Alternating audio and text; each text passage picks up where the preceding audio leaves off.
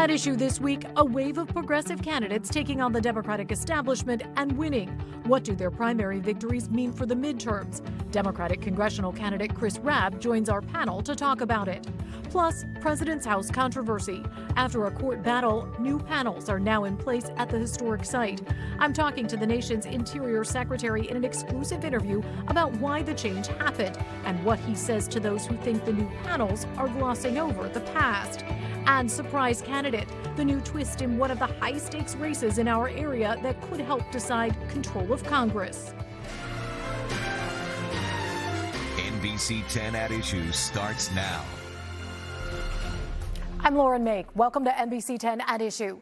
We all know Pennsylvania is a key battleground state, but a primary election in another purple state is making waves that could affect Pennsylvania and the country. Progressive candidate Abdul El-Sayed is the projected winner of the Michigan Democratic primary for the U.S. Senate. The former public health official narrowly defeated Congresswoman Haley Stevens, who had the endorsement of Michigan's popular governor, Gretchen Whitmer.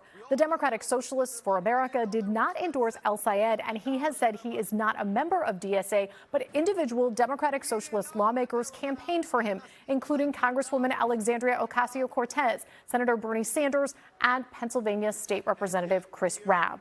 His victory is seen as another defeat for the Democratic Party establishment, which also suffered primary defeats this year in places like New York, Colorado, and right here in Philadelphia. El-Sayed will face Republican Mike Rogers, a former member of Congress who ran unopposed for his party's nomination. Their race in November is expected to be one of the most competitive in the country, and it could determine which party controls the Senate. President Trump is already singling out El-Sayed as a political target and attacked El-Sayed over his opposition to military aid for Israel. He doesn't love Israel. He doesn't love Jewish people. He hates them. He hates them with a passion that burns in his heart. El-Sayed later responded on CNN saying he stands with Jewish people. I think there is a challenge when folks try to use the specter of anti-Semitism to extend toward protecting a foreign government against criticism. Joining us now to discuss what these results in Michigan could mean for the midterms are three gentlemen from various points of the political spectrum. Guy Shiraki is a conservative columnist for Broad and Liberty, and he previously ran for Congress as a Republican. Larry Seisler is a Democrat. He is the principal at Seisler Issue and Media Advocacy.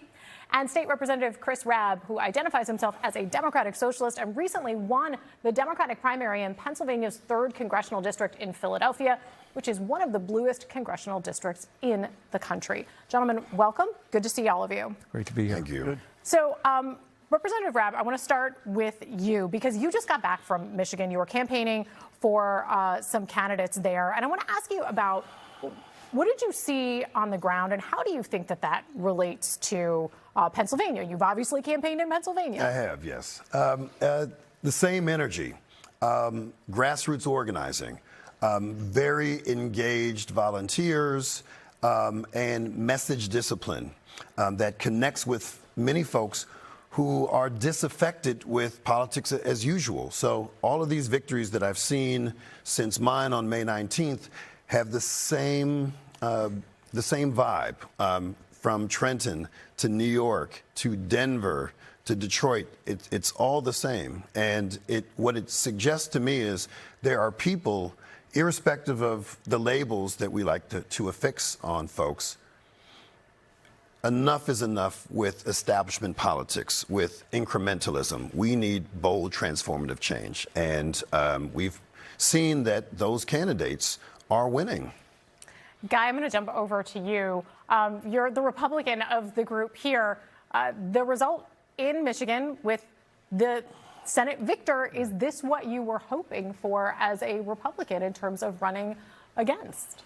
Sure. So my feelings have always been mixed on this. I've been pretty clear since the beginning of the year as we've seen the increase in the number of Democrats identifying as DSA. And that is, look, this is an opportunity for Republicans, if they choose to seize it, to grow their coalition, to move into independents and Democrats who were hesitant about the direction of the party. But I refuse to just cheer as a Republican that suddenly there's a political opening, because ultimately I'm an American. I am troubled at the direction that things are going, because some of these folks are going to win and take office, and they'll be responsible for governing.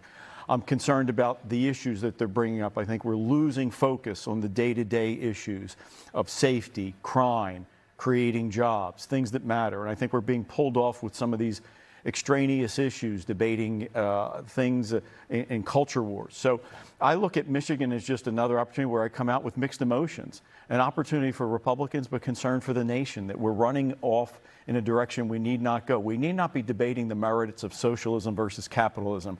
I thought we resolved that several generations ago. Capitalism is far superior. Socialism belongs on the ash heap of history with communism, and the fact that we're debating it again is frightening. And for people looking to pay their bills and find a job, they don't want to hear that fight. They want to hear about common sense. Does it have to be, though, a fight about capitalism versus socialism, or can it be even when you have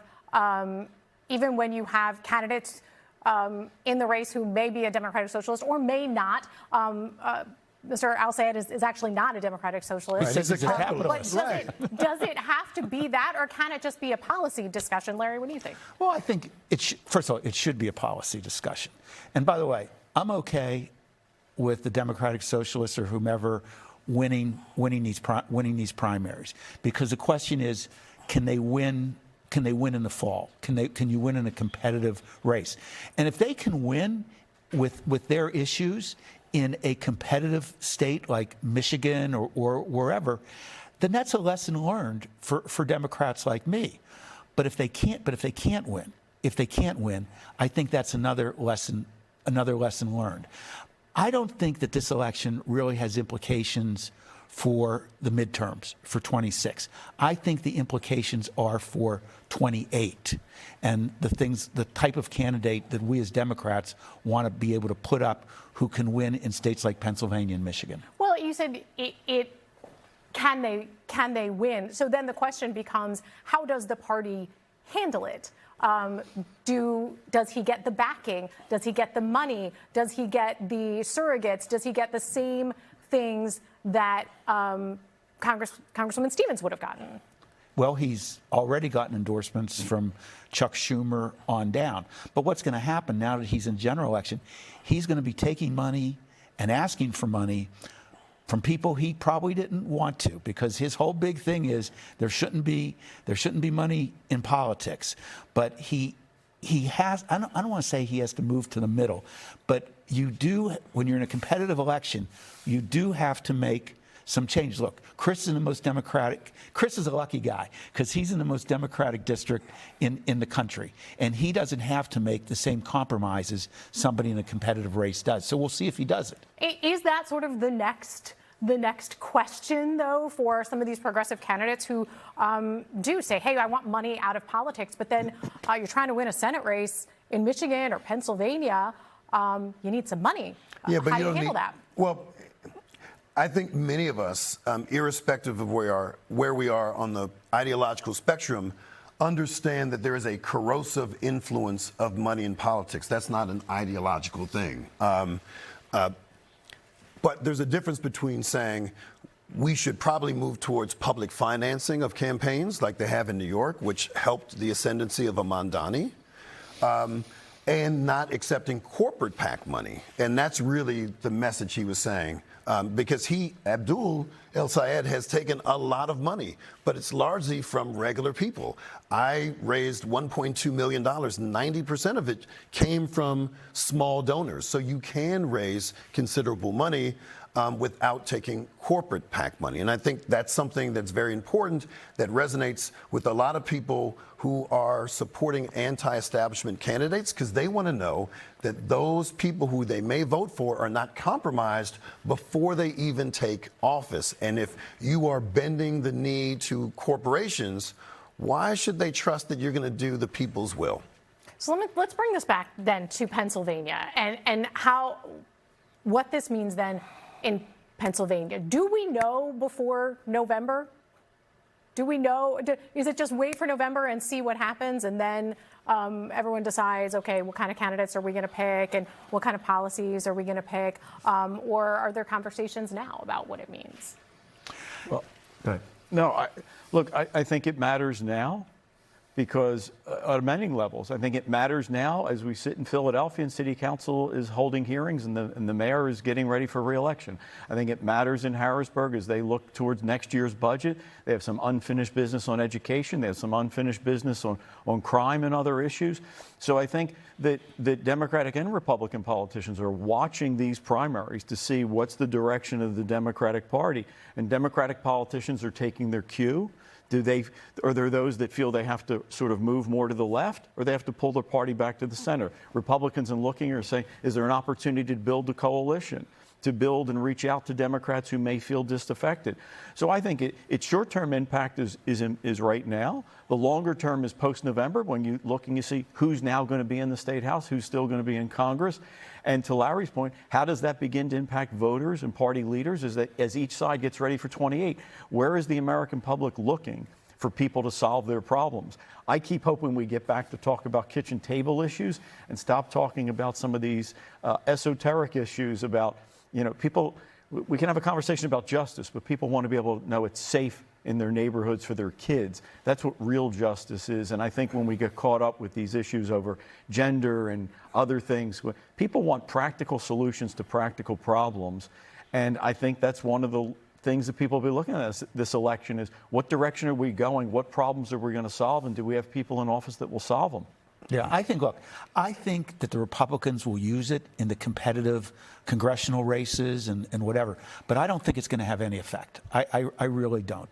You look at the candidates the Democratic candidates who are running around the state in the competitive elections, and for the most part, they're moderate, like center-left candidates. I mean, they're not going to ask Mondami to come in and campaign for them. Every district is different. And the Democrats have to do what they need to do to get to the majority. But is it causing Democratic elected officials to move a little left to protect their flank in primaries? Oh, I've seen it.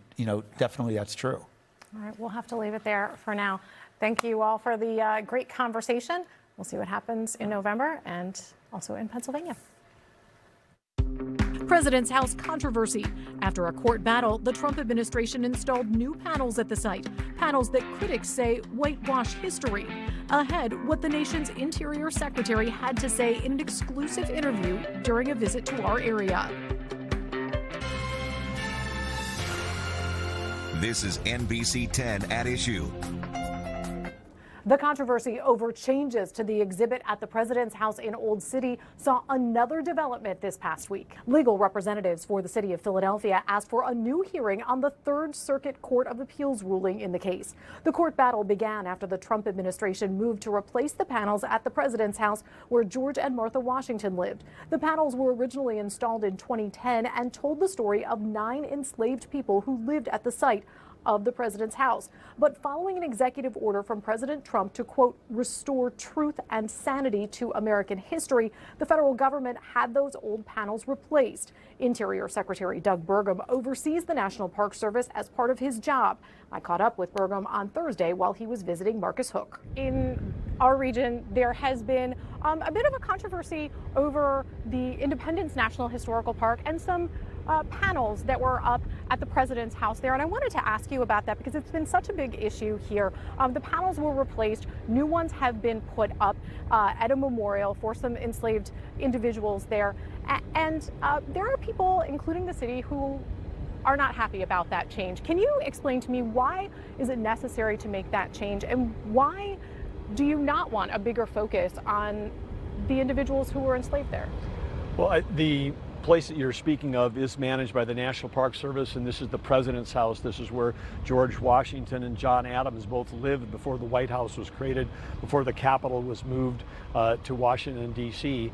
And the court case, we're pleased, the Trump administration is very pleased that a 3-person appeals court ruled all 3 in favor of the Trump administration, that it's within our purview to have a set of panels that tell the whole story of the aspirations of our country as well as the imperfections. And so those panels still talk about enslaved people that lived in those households. It still talks about slavery. It's a part of our history that we need to face. But we also, as we're celebrating our 250th anniversary, need to understand that the opportunities that all of us have, the freedoms we have, the exceptional nature of our country was created by individuals, humans that may have had flaws, but their aspirations were the best in the world in terms of what we were trying to achieve. And so finding that balance, and the court agreed with that balance. I would encourage anyone to go visit the President's house, read the panels. Don't read the paper about the panels. Go read the panels and see for yourself because I believe that, as it's been reviewed by historians and others, it tells a complete and accurate and historical account of the founding of our country and its connection to Philadelphia. What do you say to people who are concerned, though, that it's glossing over some things, that it is whitewashing a part of history that is uncomfortable? Well, I would just say if they have a deep interest to read the court's ruling, which completely refutes the statement that you've just made. It's not. There is a full telling of our history, a full acknowledgement of our imperfections that we had at the founding, that 80 years later we're fighting the Civil War over those. I mean, there's no effort to hide our the painful parts of our history, but we do have a responsibility to also tell the story of how this country got created by brave individuals that risked their lives to create the opportunities for us. The old panels that were taken down, are they still intact and are they being preserved? Certainly are. There's no effort to destroy those, but and if people don't want to go look at the panels personally, the panel during this whole episode, the new panels have been available online. Anybody can go and read those panels. Would encourage everyone to take a look at them and see if they agree with the historians that say, hey, this represents a complete and accurate picture of the important role that particular house that housed George Washington, housed George Adams at the founding of our country, what it meant. I mean, Philadelphia is filled with history.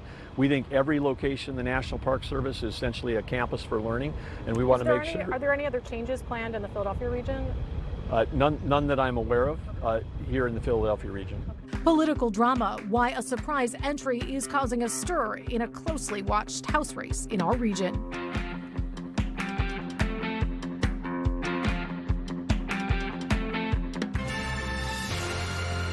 This is NBC10 At Issue. Political drama is brewing in our area in a race that could have big implications for power in Washington and whether President Trump can get his agenda passed. The 7th District congressional race in the Lehigh Valley is one of the most closely watched in the country. Democrats want to flip this seat. They have nominated former union leader Bob Brooks to take on incumbent Congressman Republican Ryan McKenzie. In 2024, McKenzie won the seat by about 1 percentage point. So votes for a third-party candidate could make a difference. And that's why a Green Party candidate's entry into this race is drawing attention. Pennsylvania's 7th District race between Republican Congressman Ryan McKenzie and Democrat Bob Brooks just got a new twist, a new candidate. Why are you running? So I think we can really make some change in the Valley for the voters. Andrew Tupone is running under the Green Party, but the Green Party in Pennsylvania has not endorsed him. It's a quirk of the way elections work here that he can file without their backing. He says he left a message for the party but didn't hear back. Thought about running as a Democrat? Yes. You consider yourself a progressive? Yes. But you were previously a Republican? That's true. Yep. I was registered a Republican. When did you stop being a Republican? So I would say that was back in 2024, 2023, somewhere around there. You switched your affiliation? I didn't switch my affiliation. My views changed because I started watching more progressive news stations like the Young Turks on YouTube. The surprise candidacy is making waves as Democrats suggest a sinister plot, with the campaign manager for Brooks saying, quote, "It appears that Republicans are once again pursuing a desperate scheme to meddle in this race because Ryan McKenzie can't stand on his own record." McKenzie's campaign manager said the congressman has a track record of of delivering for the community. And, quote, we look forward to highlighting this successful record against any and all other candidates in the race. Tony Dastra is the Green Party candidate for governor who is endorsed by the party. He says this demonstrates why there needs to be some electoral reform. What do you want to happen in this situation? I want this candidate to be transparent and honest with his constituents. I want him to disclose his financial resources and who's supporting him. While it's not an exact science, the Green Party tends to attract those with more liberal than conservative views on policy. In the 2024 Senate race, the Green Party candidate got 66,000 votes, more than the 15,000 that separated Democrat Bob Casey and Republican Dave McCormick. Are you trying to tip the scales in the race between Ryan McKenzie and Bob Brooks? Absolutely not. I'm in it to win it. So if I didn't think that I could win, I wouldn't run. So I'm in it to win it. And has anyone suggested to you that you could tip the scales between? No. Tupone says he voted for President Trump in 2016 and 2020, but did not vote in the 2024 election. Andrew Tupone says now he thinks Trump is doing a horrible job. Tupone filed petitions with voter signatures to get on the ballot. Those can be challenged. Monday is the deadline for those objections. You can count on NBC 10 to bring you continuing coverage on the local races, including how they could be deciding factors in the balance of power in Congress. You can find all of our Decision 2026 stories on one page on our website and the free NBC 10 app. We'll be right back.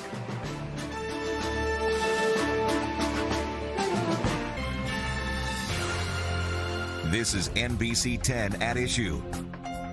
We're back now with a quick reminder for more of my interviews with lawmakers, government officials, and candidates and other newsmakers. Be sure to subscribe to my Battleground Politics podcast. New episodes are posted to NBC10.com, the NBC10 app, our NBC Philadelphia YouTube channel, or you can stream episodes wherever you get your podcasts. That does it for this edition of NBC10 At Issue. Thanks for joining us. Have a great day.